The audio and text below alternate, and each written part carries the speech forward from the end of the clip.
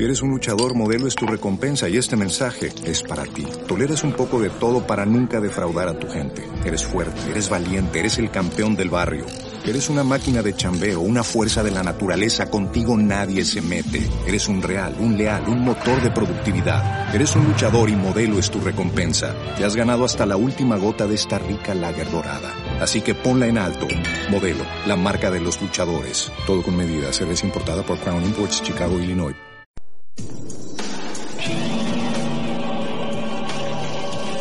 Es un fenómeno tan antiguo como la civilización misma. El exorcismo, el ritual de expulsar a los demonios de las almas de los poseídos, está experimentando un nuevo auge en nuestros días por todo el mundo. ¿Está aumentando el poder de los demonios? Hay veces que pienso que la mitad de la población sufre algún grado de posesión demoníaca y no lo sabe. ¿O nuestros demonios personales están consiguiendo salir impunes de asesinatos? El demonio me obligó a hacerlo. A mí también me preocuparía quién lo está viendo. Porque si ves algo así, luego te puede pasar a ti. Descubran lo que supone vivir con una enfermedad que se ha confundido con la posesión demoníaca durante años. Observen cómo reacciona el cerebro durante una profunda experiencia religiosa y contemplen cómo la ciencia y lo sobrenatural se enfrentan a diablos, demonios y engaños. ¡Que así sean!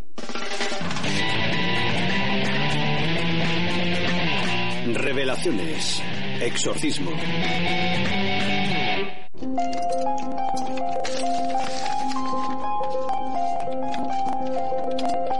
Hace algunos años, pero no demasiados, el demonio parecía estar pasado de moda.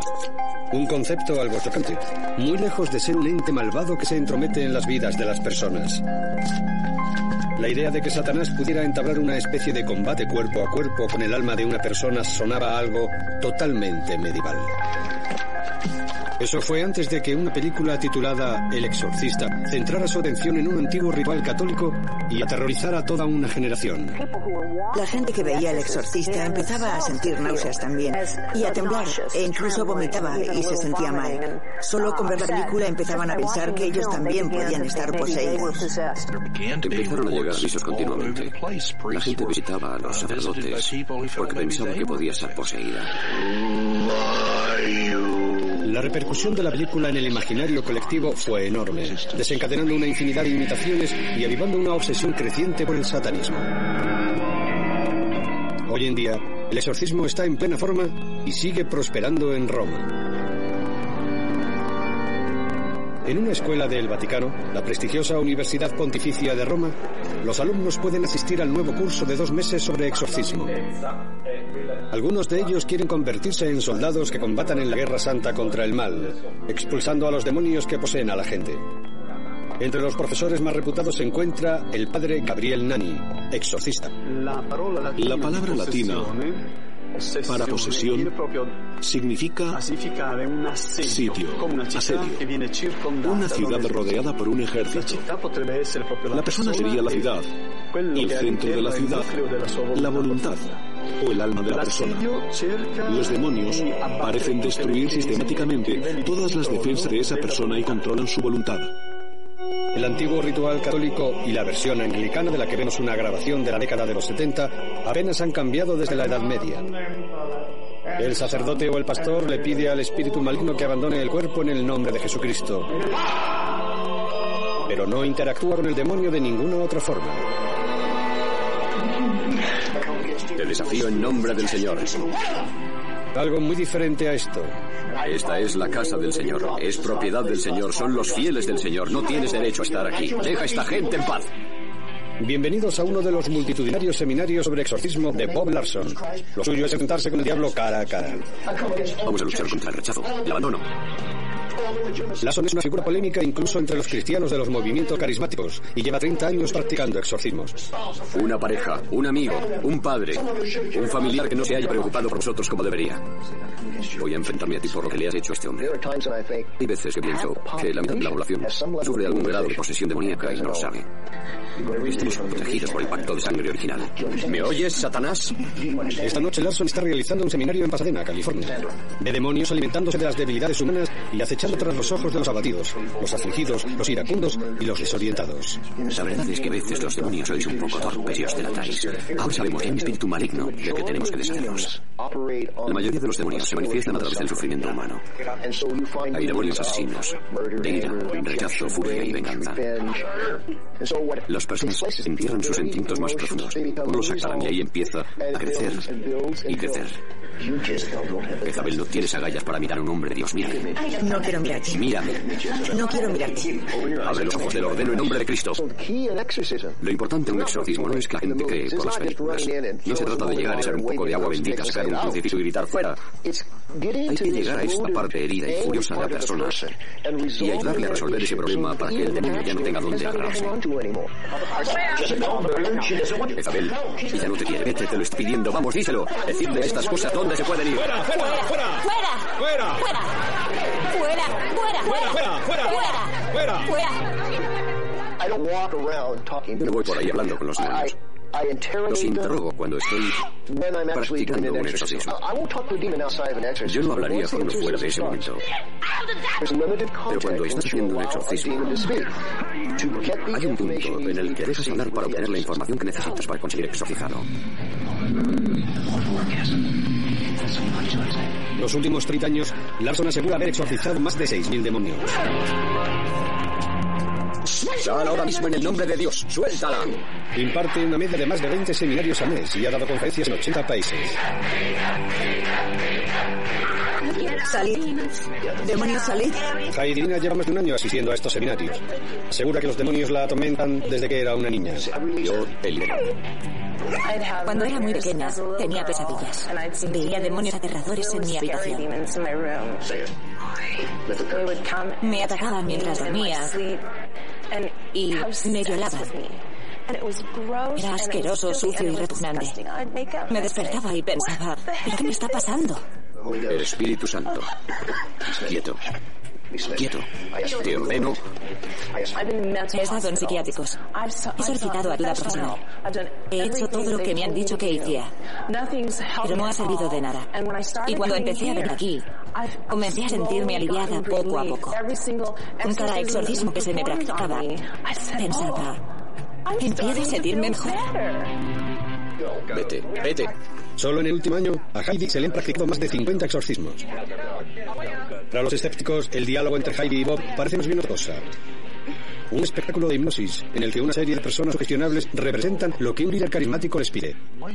Si cuentas con alguien tan sugestionable que puede llegar a pensar que está poseído, el resto es casi automático. Se dedican a actuar, a representar un papel.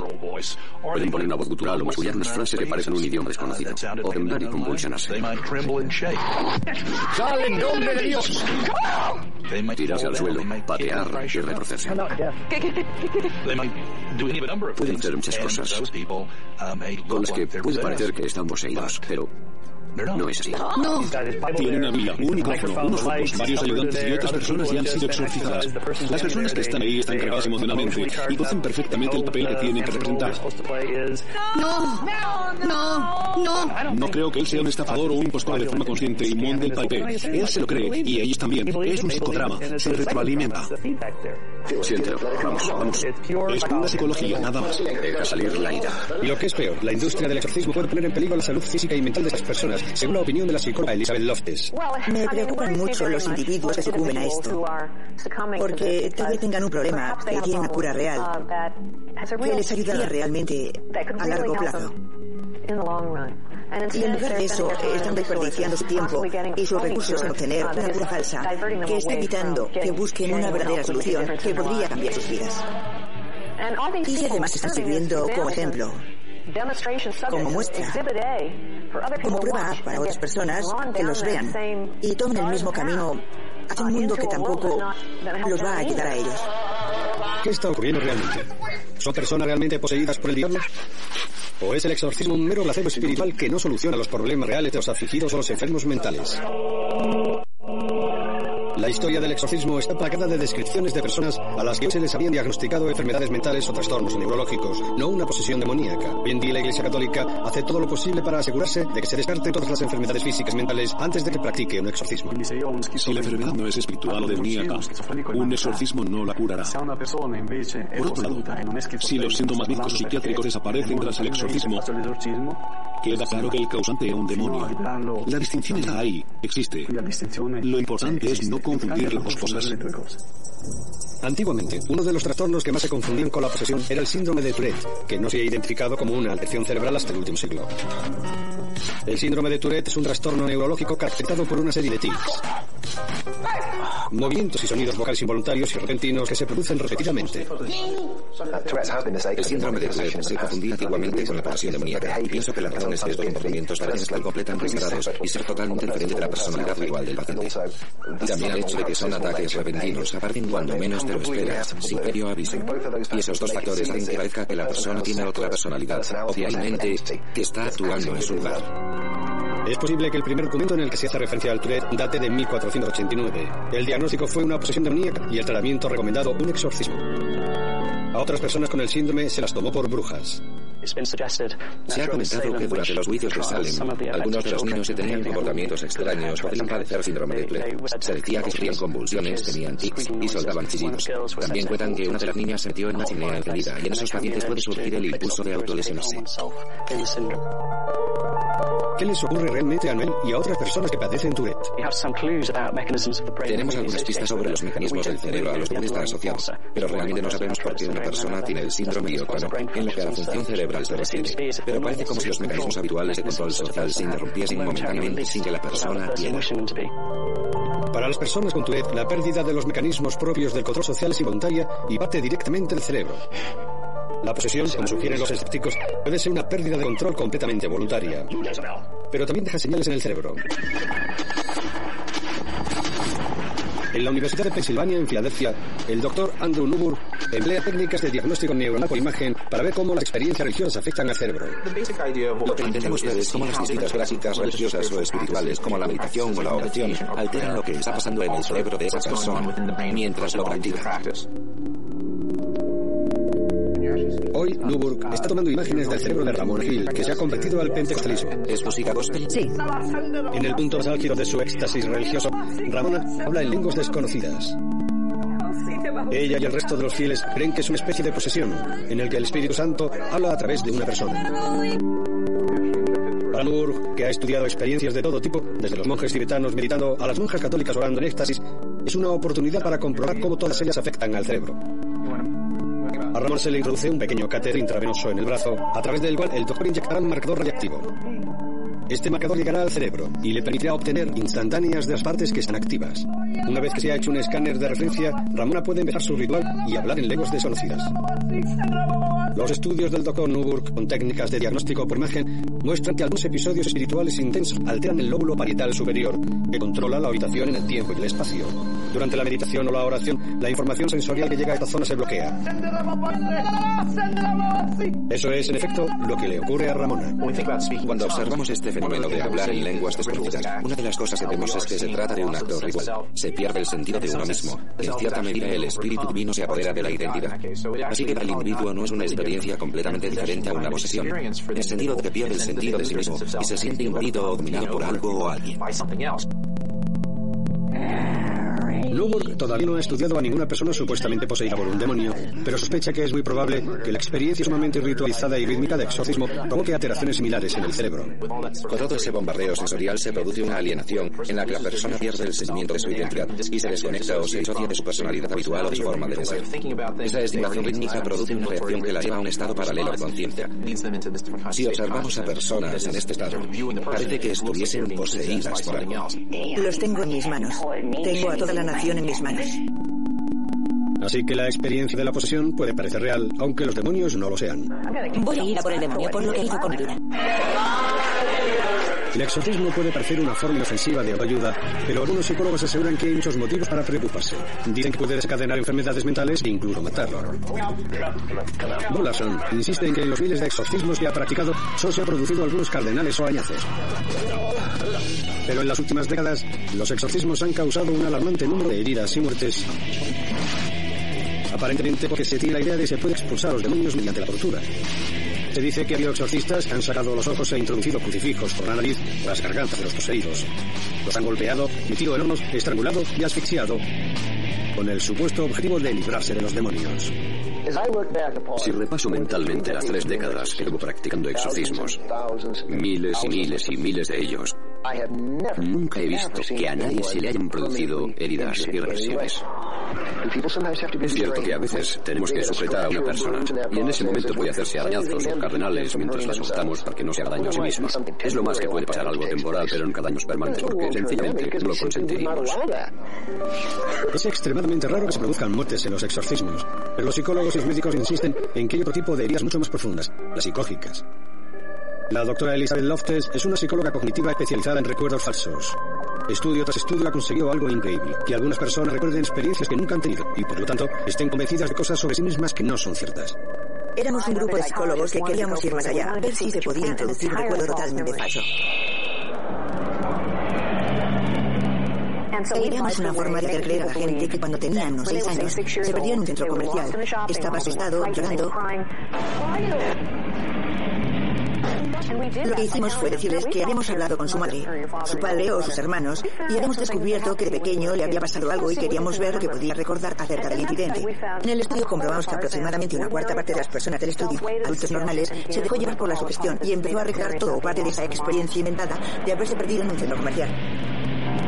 En otro estudio en el que colaboré, queríamos ver si podíamos crear un recuerdo o una creencia en algo bastante inverosímil. Así que hicimos que creyeran que habían presenciado una posesión demoníaca cuando eran niños.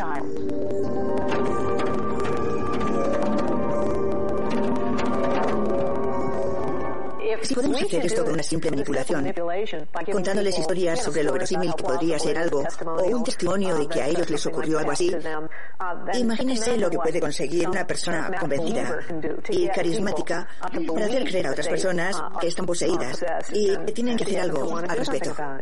Alabemos al Espíritu Santo que nos trae el amor del Señor. Llevo años escuchando a los escépticos decir que esto es un disparate. Son tonterías, que hipnotizado a esta gente o que son personas sin personalidad que buscan explicaciones fáciles y todo eso. Yo solo digo que tengo 6.000 estudios de casos prácticos, 100 equipos practicando cientos de exorcismos a la semana. Esto está pasando. Y sea lo que sea, incluso aunque no creas en ello,